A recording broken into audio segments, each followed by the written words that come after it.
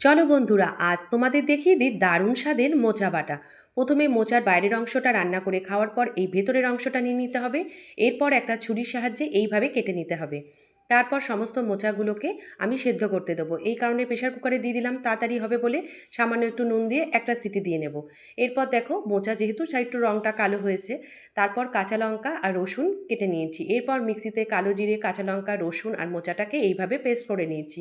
তারপর সর্ষে তেলে শুকনো লঙ্কা ফোড়ন দিয়ে পেঁয়াজটা ভেজে নিতে হবে। পেঁয়াজটা একটু লাল লাল করে ভেজে নিয়ে তারপরে এর মধ্যে দিয়ে দেব মোচা বাটাটা। মোচা বাটাটা দিয়ে ভালো করে নাড়াচাড়া করতে হবে। পরিমাণ মতো নুন হলুদ দিয়ে ভালো করে নাড়াচাড়া করতে হবে যতক্ষণ না পর্যন্ত কড়াই থেকে ছেড়ে আসছে বন্ধুরা। না হলে কিন্তু টেস্ট ভালো আসবে না।